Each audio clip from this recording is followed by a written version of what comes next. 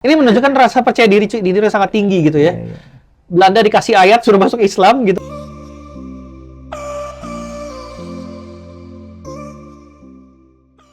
Assalamualaikum warahmatullahi wabarakatuh. Kembali lagi di podcast Ngobras, ngobrol bareng sejarah bersama komunitas jejak Islam untuk bangsa. Oke, kita kembali ngobrol-ngobrol bersama Mas Begi Rizkiansyah tentang Perang Aceh. Ini sebelumnya kita sudah sampai ke serangan pertama Belanda nih, ya Mas. Dan mereka kalah dan akhirnya mundur. Iya. Nah, sekarang apa yang terjadi setelah mundurnya pasukan Belanda itu? Iya. Yang kita lihat Belanda benar-benar berduka ya, apalagi Kohler si pemimpinnya mati gitu kan. Dan kemudian hal ini diratapi lah oleh pihak Belanda sehingga mereka benar-benar bersiap untuk melakukan ekspedisi kedua. Mereka nggak patah arang gitu ya, malah penasaran. Dan gilanya lagi mereka benar-benar pol-polan nih, benar-benar total lah. Mereka nganggarin 5,5 juta gulden buat perang. Terus kemudian kalau tadi sebelumnya hanya 1 kapal perang, ini mereka taruh sekitar 13 kapal perang gitu. Dan ada dari 3.000 di ekspedisi pertama, sekarang mereka 13.000 orang, bayangin. Jadi benar-benar luar biasa gitu. Belum lagi kapal-kapal pengangkut, kapal apa di luar 13 kapal perang tadi gitu. Jadi mereka benar-benar persiapan dan mereka menunjuk seorang pensiunan, Jenderal Van Swieten yang juga pengalaman gitu ya. Veteran perang juga untuk memimpin perang ini gitu. Jadi kali ini mereka benar-benar siap-siap, nggak menganggap remeh. Dan itu pun ternyata sulit gitu. Jadi ketika kalau mereka mau berangkat, harusnya mereka itu berangkat tanggal 1 November gitu, 1874 ya benar.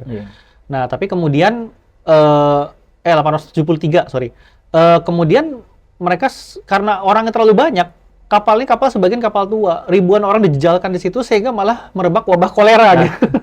Jadi ada ratusan orang yang belum berangkat aja kapal udah kena jatuh karena wabah, akhirnya ditunda selama 10 hari gitu. Dan akhirnya wabah ini pun ikut ke perang Aceh ternyata gitu. Dan sebenarnya dari perang pertama udah ada wabah kolera ya, karena situasi pada saat peperangan pertama maupun kedua itu sudah musim hujan, berlumpur segala macam. Jadi mereka sebenarnya juga dihambat oleh alam pasukan Belanda ini, dan yang kedua pun begitu gitu loh. Sehingga ketika mereka menjejakkan kakinya di bulan November, itu butuh waktu sekitar 1,5 bulan hanya untuk mereka sampai mereka menguasai Kesultanan Aceh gitu kan. Kalau kita sebelumnya bahas gimana Belanda salah kaprah, salah menilai gitu ya, menyangka Masjid Baitur Rahman sebagai istananya, ya kali ini mereka nggak salah gitu. Istananya juga akan diserbu sampai ke ujung gitu ibaratnya gitu, dan mereka waktu itu nggak berhasil gitu. Tapi kan Belanda waktu itu kan sudah kalah di serangan pertama dan mereka tentunya tidak ingin mengulang kesalahan yang kedua dong. Ya kan, mereka belajar dari kesalahan itu. Strategi apa yang diterapkan Belanda untuk serangan yang kedua ini? Oke, jadi kalau tadi saya pikir strateginya juga mereka nggak seperti Kohler yang waktu serangan pertama mereka mundur dari Masjid Baitur Rahman karena begitu berat mereka mundur sehingga melepas masjid itu satu kesalahan. Mereka nggak melakukan itu lagi gitu loh. Mereka terus maju dan jangan lupa mereka juga bawa wabah sebetulnya. Sehingga di pihak Aceh sendiri banyak yang mati karena wabah kolera gitu. Itu pun cukup merepotkan pasukan Aceh, apalagi ini pasukannya sampai 3 kali lipat yang datang kan. Pun begitu mereka butuh waktu 1,5 bulan, medan yang berat. Saya pikir itu turut menghambat pasukan Belanda ya. Cuma pada akhirnya mereka gempur terus sehingga istana pun setelah dikepung selama 18 hari kalau nggak salah, istana Aceh itu dikepung 18 hari, mereka bisa masuk gitu. Tapi unik ya, ketika masuk istananya kosong melompong, nggak ada siapa-siapa gitu. Ternyata pasukan Aceh, orang-orang Aceh waktu itu sudah mengungsikan seluruh orang istananya keluar gitu. Karena kan konsep istana di pikiran Belanda adalah istana dengan kerajaan seperti Jawa ya, banyak penduduknya. Ini nggak seperti itu gitu loh. Istana itu kalau nggak salah hanya dihuni ratusan orang aja, sisanya ya menyebar kemana-mana. Maka ketika mereka masuk, mereka lihat istananya kosong, cuma ada meriam bekas Turki ya, dari Turki. Terus ada juga persenjataan lain, tapi istananya benar-benar kosong. Orang Aceh udah mengungsi waktu itu, pasukan Aceh. Tapi mereka Belanda nggak peduli. Kita rebut istana arti kita menang gitu. Makanya Van Swieten kemudian mengirimkan kabar ke Batavia dan ke Belanda bahwa kita telah menang, dari dikuasai gitu kan. Sehingga mereka pesta pora lah ibaratnya. Mereka bikin deklarasi kita telah menang perang dan segala macamnya gitu. Mereka halu juga. Mereka nggak peduli bahwa situasi sebenarnya tidak segampang itu gitu kan. Dan terbukti beberapa hari kemudian pasukan Aceh justru mengepung si istana itu gitu. Dikepung balik. Iya, dikepung balik sehingga mereka berharap untuk minta bantuan. Tapi memang wabah kolera itu sangat memukul pihak Aceh sehingga sultannya pun waktu itu wafat gitu ya. Sultannya wafat, Sultan yang masih kecil itu ya? Bukan, Sultan Mansur Shah lagi. gitu. Jadi Sultan Mansur Shah wafat sehingga digantikan oleh Muhammad Daud Shah gitu. Nah, ini baru 7 tahun diangkatnya sehingga oleh Balang waktu itu mengangkat Sultan muda ini, Sultan cilik ini, tapi diwakili oleh Mangkubumia Tuanku Hashim. Orang Ule Balang tapi yang sangat alim gitulah gitu kira-kira, sangat taat, Islamnya kuat gitu ya.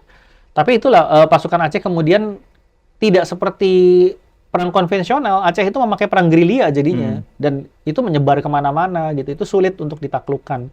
Sehingga Belanda kemudian menerapkan strategi yang apa mereka singkat cerita ya. Mereka pokoknya hanya bertahan di daerah Kutaraja yang mereka sebut sebagai Kutaraja itu ya pihak istana lah dan sekitarnya yang sangat kecil sebetulnya kalau nggak salah sekitar 40 km persegi atau kurang lebih dari itulah gitu. Jadi ini wilayah yang sangat kecil. Mereka bertahan di situ, mereka udah di situ aja, nggak mau keluar-keluar. Mereka bikin benteng, mereka bertahan di situ. Ini kalau biasa disebut sebagai strategi lini konsentrasi. Jadi mereka nggak akan kemana-mana, pokoknya bertahan aja di situ. Itu sebagai pihak Belanda gitu. Dan mereka mulai stay di situ gitu. Dan setelah tadi sultannya siapa? Muhammad Daud Shah tadi, yang kecil Daud Shah itu. Yang kecil ya. Setelah ayahnya wafat, itu berarti kan apakah perlawanan rakyat Aceh kemudian padam dari pasukan Acehnya sendiri? Sebetulnya bukan ayahnya sih, Mansur Shah ini ya kerabat lah ya, tapi intinya bukan anaknya sendiri sebetulnya. Oh gitu. Dan kemudian perlawanan Aceh sebenarnya nggak padam, justru perlawanan Aceh semakin hebat, tapi ini kita singkat cerita aja gitu ya. Dimana kemudian mulailah ulama karena sultannya sudah berkurang pengaruhnya, ya kan, karena yang dipakai sultan kecil gitu kan, meskipun ada Mangkubumia Tuanku Hashim, tapi lama-kelamaan muncullah kepemimpinan-kepemimpinan lain, terutama kepemimpinan perang gerilya oleh para ulama gitu. Apalagi kan kesultanan udah mengungsi, artinya mereka tidak punya tempat yang definitif lah gitu ya, kekuasaan definitif, sehingga apalagi kemudian Belanda hanya stay di satu tempat. Ini menjadi bulan-bulanan sebetulnya sama pejuang Aceh gitu. Mereka diserbu bentengnya, pos-posnya diserbu, kemudian logistiknya diputus, nanti mereka kabur lagi perang Aceh. Jadi semacam perang gerilya dan bentengnya terus dikepung. Nah, ini berlangsung sama sekitar hampir 20 tahun gitu. Jadi Belanda hanya berkutat di situ aja. Lama-kelamaan juga mereka mulai gerah gitu. Ini Aceh nih hanya menghabiskan uang aja untuk perang nih. Kita kan dikurung, kita nggak kemana-mana gitu kan. Sedangkan orang Aceh sebenarnya masih ada di mana-mana gitu. Dan ya yang paling terlihat adalah bahwa kepemimpinan mulai berpihak kepada para ulama gitu. Tapi katanya Aceh pernah minta bantuan ke Turki Utsmani ya? Betul. Secara singkat sebetulnya ini adalah bagian dari gimana Aceh untuk berusaha untuk memperkuat dirinya lah ya, bisa dibilang gitu kan. Mereka mengirimkan Mangkubuminya Habib Abdurrahman Az-Zohir ya, dikirim ke Turki, kemudian tapi sayangnya begitu sampai di sana pun pihak Turki Daulah Utsmaniyah ini kan keadaannya juga nggak sehat gitu ya, mereka udah diambang keruntuhannya gitu kan, udah di abad ke-19 tuh kan udah mulai banyak gonjang-ganjing dan sebagainya, sehingga tidak mendapatkan respon yang positif sebetulnya. Ya ibaratnya boro-boro mereka ngurusin orang di Aceh. Padahal di dirinya sendiri juga udah banyak gonjang-ganjing. Meskipun waktu itu pihak Aceh mengingatkan kita ini pernah menjadi vasal mereka loh di abad ke-16 kalau nggak salah ya. Memang Aceh mendaulat diri sebagai vasal dari Daulah Utsmaniyah dan waktu itu diaminkan juga, dibenarkan juga oleh pihak Turki Utsmani gitu ya, Daulah Utsmaniyah. Cuma keadaannya sudah berbeda lah gitu. Daulah Utsmaniyah juga sudah porat-marit gitu kan, sehingga apa yang dicari di Turki sana tidak berhasil sebetulnya gitu.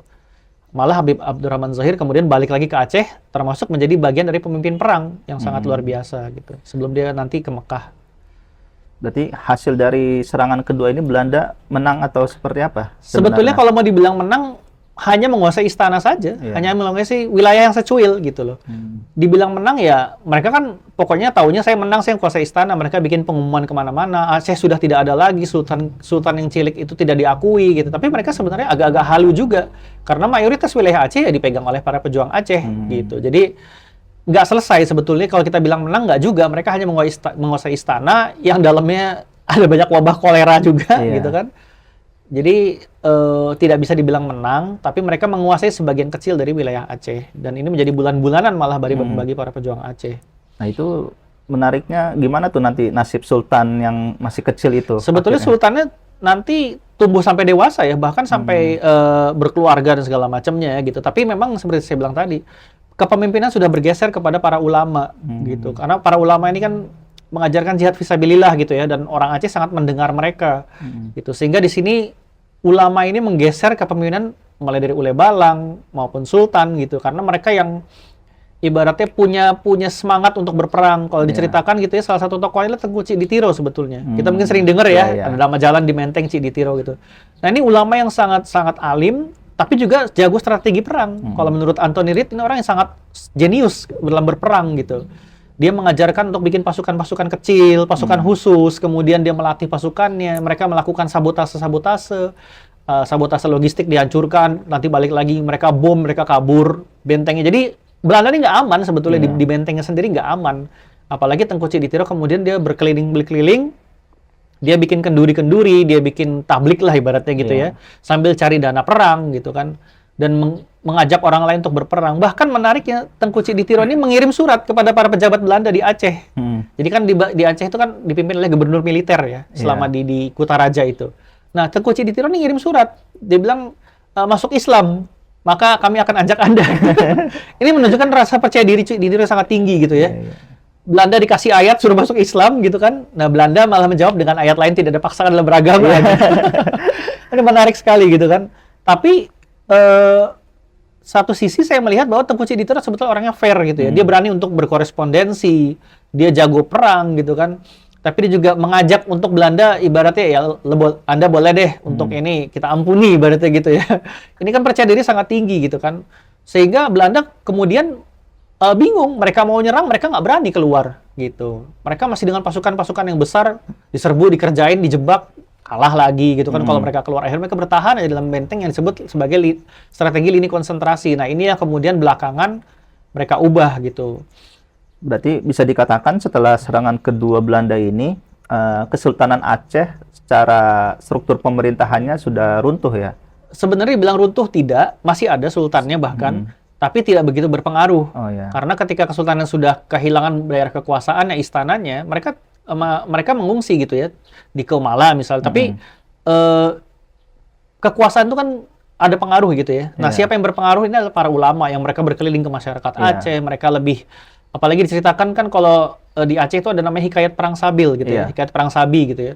Itu kan sebetulnya kisah-kisah hikayat dalam masyarakat dalam bentuk sastra lisan yang diceritakan dari mulut ke mulut. Ibaratnya kalau orang mau tidur, anak-anaknya didongengin hikayat perang sabi. Kemudian ada acara kenduri gitu, acara kawinan atau apa, mereka baca hikayat itu. Dibaca sambil bersyair. Iya, baca sambil bersyair gitu. Nah, ini kan bagaimana ulama mempengaruhi masyarakat gitu. Jadi pengaruh ulama ini memang lebih besar lagi pada akhirnya gitu. Sultan tetap ada, tetap membuat keputusan, tapi ulama seperti Cikditiro ini didengarkan oleh Sultan gitu, sehingga dia yang lebih berpengaruh gitu. Itu mungkin yang Belanda masih berpikir pokoknya Sultannya kita kejar, pokoknya Sultannya. Tapi apalagi ketika Habib Abdurrahman Az-Zahir balik ke Aceh, dia juga turut melakukan penyerbuan gitu kan yang sangat efektif, sehingga Belanda menjadi gelap mata nih. Kalau nggak salah waktu itu Karel van Heyden yang jadi jenderal mata satu nih, karena matanya kena luka lah ya orang perang Aceh.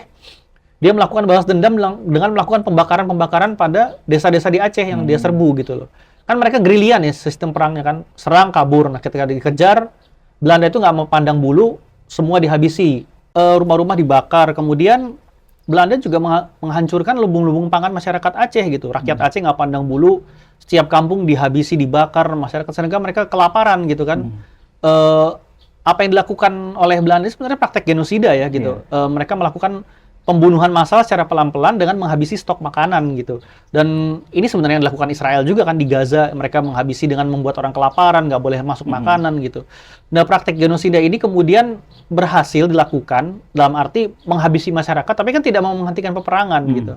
Dan sehingga apa yang disebut Belanda sebenarnya mereka dalam status yang seperti itu aja. Mereka berhasil, bukan mereka melakukan bumi hangus, selesai, mereka balik, mereka diserang lagi. Nah, ini nggak selesai sebetulnya gitu. Berarti bisa dikatakan setelah serangan Belanda kedua ini dimulailah yang namanya perang gerilya dari masyarakat Aceh ya. Betul, perang rakyat sudah gitu ya. Bukan lagi pasukan Aceh versus pasukan Belanda, bukan, karena komando kepemimpinan itu bahkan sudah tersebar ke para ulama. Dan Belanda mulai gerah karena mereka menghabiskan banyak biaya tapi perang nggak selesai-selesai Iya, gitu. betul. Tapi kita simpan dulu perbincangannya soal perang gerilya atau perang rakyat ini ya, Mas Begi, untuk video-video berikutnya.